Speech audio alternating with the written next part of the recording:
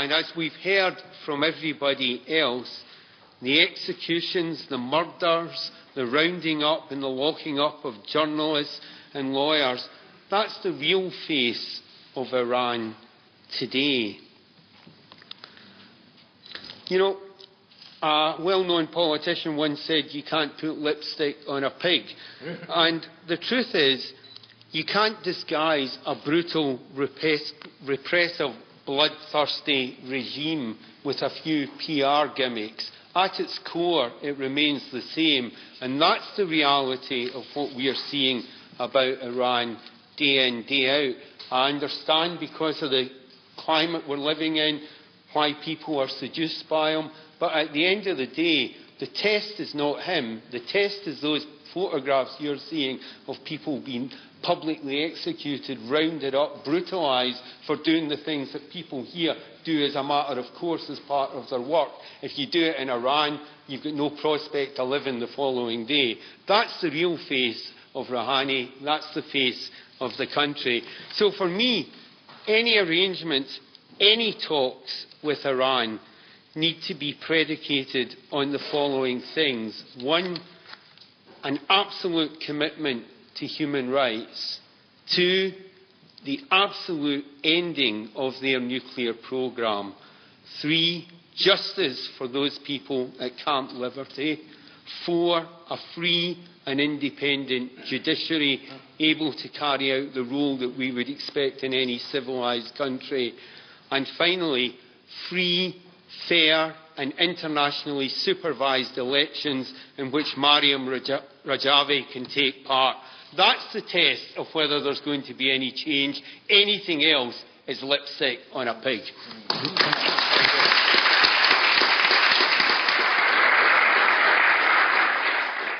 We're at a difficult stage in the Middle East at the present time with what's occurring in Iraq. But what's occurred recently has shown quite clearly where the fundamental problems stand. We have said for a very, very long time behind this issue that there was complicity between the Iraq regime and indeed the Iranian regimes. It is an absolute thorough disgrace. And I say to the European community, and I say to the free world and to the United Nations in particular, that if you're concerned about the Yemen, if you're concerned about ISIS, if you're concerned about Libya, if you're concerned about Syria, why not Camp Liberty and what's happening at the present time? It is an absolute disgrace.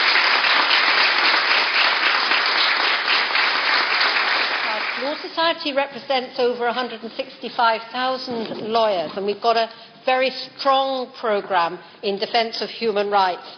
And we support the people of Iran and those in exile, in particularly those at risk of attacks and assassinations. In September 2009, again in 2011 and again in 2013, we denounced publicly all the attacks and massacres. We said concrete steps such as this must be an urgent priority if we are to prevent the further killing of innocents. We all know now that calls for protection were ignored and further killings ensued. We have strongly supported the lawyers who have been imprisoned in Iran and are still in prison for carrying out their duties towards their clients, the victims of the Iranian regime.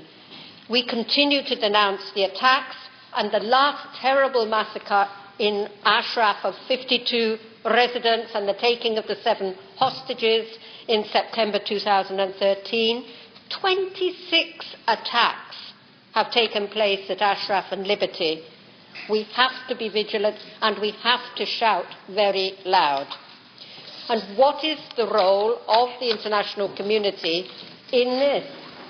If the international organisation set up by United Nations for the protection of refugees is unwilling, unable to stop the killing and to protect the refugees, then the role we witness is one of complicity and collusion.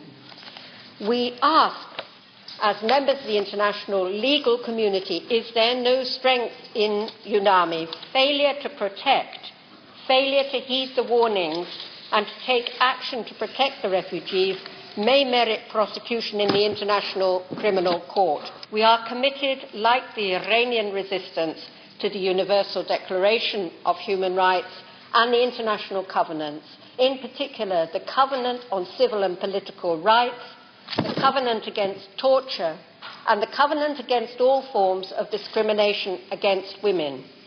These are the policies of Madam Rajavi's 10-point plan, and I end with this. We stand with you as long as we are needed, and we will be there at the day when Iran is free. Thank you.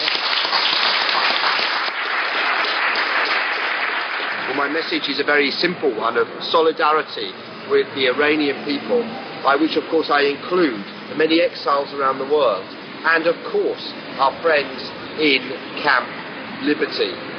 The whole Ashraf experience, the shameful way in which the government under Mr. Maliki in Iraq have behaved towards Camp Ashraf, to our friends, and now victims of the barbarity of the Iraqi regime and their co-conspirators in Tehran, should serve as an important lesson to the international community.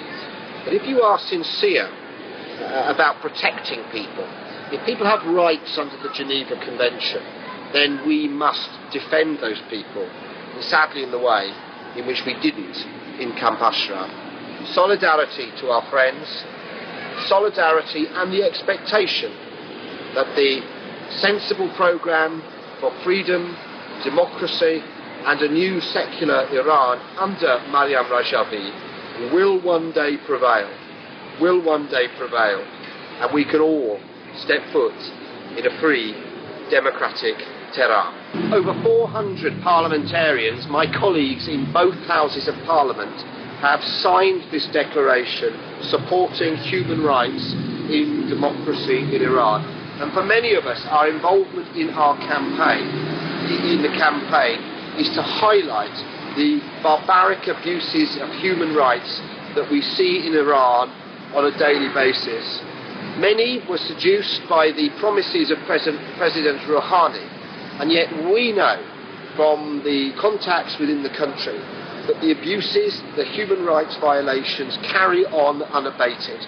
And this is why it is so important 400 parliamentarians in Britain, many others throughout the world, many of whom gathered in Paris only a few weeks ago, remind the international community of our commitment to the people of Iran, to all the people of Iran, and the need to defend their most basic of human rights.